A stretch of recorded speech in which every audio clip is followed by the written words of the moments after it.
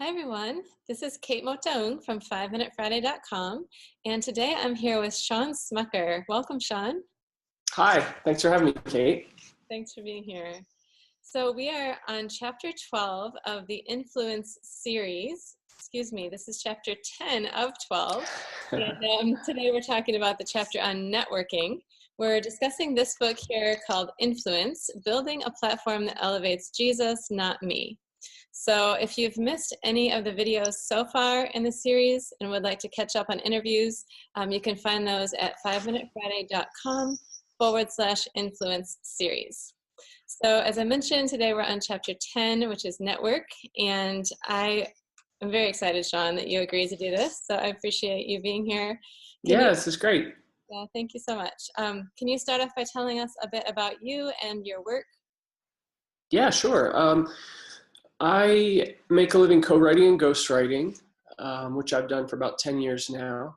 And I also recently started writing my own books, and mostly fiction.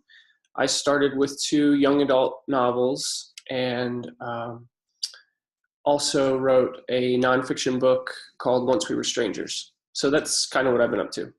Great. And for those listening, I can highly recommend Shawn's work. So if you haven't read those books yet, go ahead and grab those. We'll share links in the post as well to make sure people have access. But anywhere books are sold, basically. And I just really appreciate your writing style and your presence online as a writer. Thank you.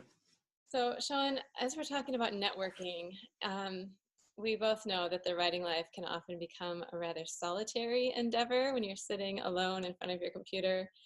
It can become lonely. How have you combated that looming sense of loneliness as a writer in your life? When I first started co-writing for a living, we had just moved up here to Pennsylvania from Virginia. And I grew up in Pennsylvania, friends around here, but I didn't really know any writers that lived in the area. And I also started blogging that January. So that would have been like 2010, back when people still blogged a lot. Yeah. And that became such a wonderful thing for me because I met so many other bloggers during those years. Yeah. And people that I connected with through Facebook and Twitter then, and eventually ended up meeting in real life at various times. So, for me, I think, ironically enough, the online world really opened up. It really opened up a lot of opportunities for me to meet other writers and to stay in touch. And so that's one of the huge positives, I think. That's awesome. Yeah, people I think who haven't experienced that, it sounds really crazy that, oh, we met online.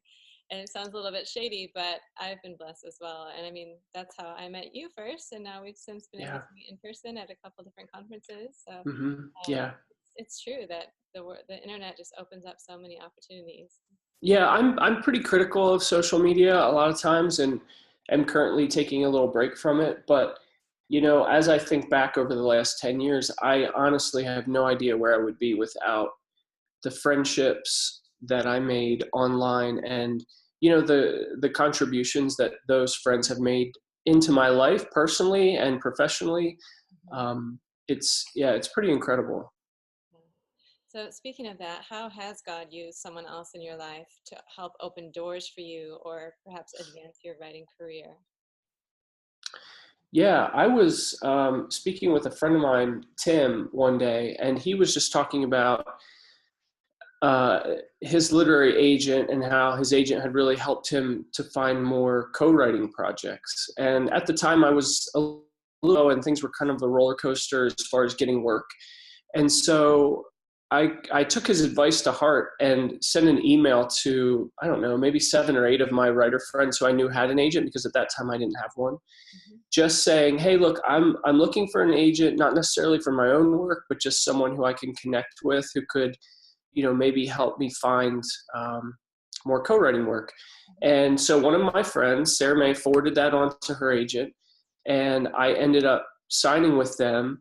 And it's funny because I didn't really get a ton of co-writing work through that connection, but that was how my own books ended up getting published, was through my agent there, Ruth. Now, Ruth has since left, but it was it was only through the connections that those friends made for me that I was able to take that next step. Yeah.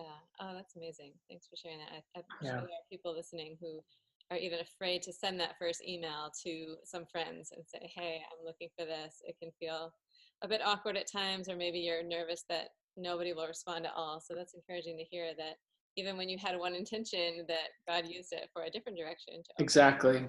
Yeah. Yeah. So, besides being prone to loneliness as writers, it can also be easy for us to fall into a competitive spirit and play the comparison game, especially online. What have you found helpful as you seek to resist both the temptation of comparing and kind of competing against others? That's one thing that I've noticed over the last 3 weeks or so of not being on social media is that I do feel that a lot less. I'm not constantly seeing everybody else's, successes and comparing them to all of my recent non-successes. And so I think social media does make it difficult for us when we're constantly seeing things. That said, I do feel that for me, what's helped has been to get on board with other people's stuff. Like when my friends are putting out books or they're writing wonderful things, instead of sort of holding up and feeling, jealous or angry or like, oh, why couldn't that be me? To get out there and actively help them share their work always has this way of softening me up, and of leading me out of those feelings. And so that's something that I always try and do, especially when I start to feel that way, is just to start to help share the good news of what other people are doing. The other thing recently that I've been doing that has just been like medicine for that sort of thing is I started writing handwritten notes. Each day I'll just write one handwritten note to a writer that I know, just encouraging them. And it's been such a wonderful practice.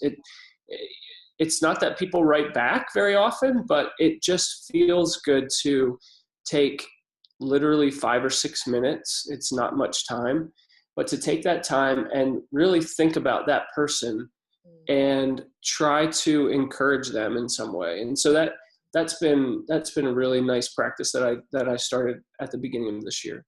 Oh, that is such a great idea. And to me, that shows the depth of sincerity in your note to that person individually. It's not like posting a compliment on social media for the rest of the world to see. Exactly. So that they can retweet it and you can get more likes and fans. Yeah, exactly. Well, I Exactly. will say that I have noticed your absence on social media lately, especially on Twitter, because I just find you to be such an encouraging and sincere and genuine presence online. And I really appreciate what you do share when you're there. I don't see you at all as the person who's forever trying to push their own stuff on people. I know we all have to do that with our own books. We're trying to sell our books, yes, Yeah. but I just appreciate your sincerity online. And I just wondered, in your experience, I know you mentioned how social media can have negative effects on you, and understandably so. But as you focused on serving others with that kind of encouragement and lessons that you've learned as a writer, has that benefited you in any way in terms of the tweets and posts that you make that's more inspirational quotes or lessons that you've learned personally? I think one thing that social media does is that it does connect us. And I think, just this week, something really horrible happened in the family of somebody who I don't know very well. I don't even know if she would know who I was, but I feel like I kind of know her just because of, the way social media is. And I heard about it through somebody else. And I felt kind of bad that I wasn't on there to offer my support or to help, to help get the word out. And so I did sort of feel this pang of regret, not that I'm taking this break, but just, I think I just felt really poignantly how social media does bring us together and does allow us to really help one another in very real ways. And so that's something that I've been thinking more about. Mhm. Yeah, that's a great point. I've taken a couple of breaks myself periodically, and it's been good for me. I don't regret those breaks, but as you said, it can also make you feel disconnected, not in like the addictive, I need to know what's going on kind of way, but like, oh, I didn't even Right. realize that happened and I missed it, in that sense of, like you Mm-hmm. said, not being able to offer encouragement and sort of feeling absent from that time of support. So I can see how that, Yeah. yeah, I feel that way. What advice would you offer to writers who would like to grow their network and connections with other writers, but maybe feel hesitant or afraid to take steps in that direction? Well, I think it there's really no reason to be afraid, especially when you're online, because all of us have been there. All of us have had to send that message to someone we didn't know, someone we wanted to get to know better. We've all had to reach out in that way, and it is a little scary at first, but it's always fine. So I would just say, try and get through that fear. The other thing, when it comes to reaching out to people, I've found the more that you can do it in person, the better. And so, especially look for writers who live close to you. Um, Go to conferences, go to retreats, and when you do, don't just stand in the corner. Like, really, actually engage with people, because even though I have made a lot of friends online, the ones who I've met in person have become that much more sweet for me. Those friendships have become so much more real. It's like everything goes to another level when you actually meet in person. And so, if you're feeling like it's time to step out a little bit and it's time to meet other writers, then I would say look for a good conference to go to, maybe where you kind of know one or two people who are going to be there, or go to a retreat, look for local writers groups. The whole meeting in person thing can be really, really nice. Yeah, that can be huge. That's good advice. Thank you. Great. Well, again, I so appreciate your time today. I know you've got plenty of other things you could be doing, so thanks for carving out a bit of time to share with us today. Shawn, where can people find you and your work online, maybe even when you're not on a social media break? Yeah, sure. So ShawnSmucker.com, ShawnSmucker.com.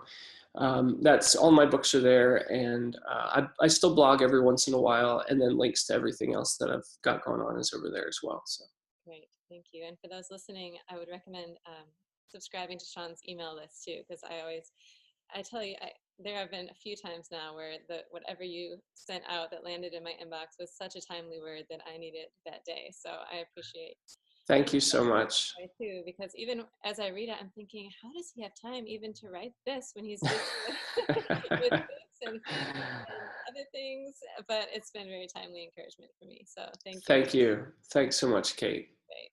And for those listening again, if you'd like to catch other interviews from this series, the link is 5minutefriday.com/influence series. Thanks so much for being here. Bye.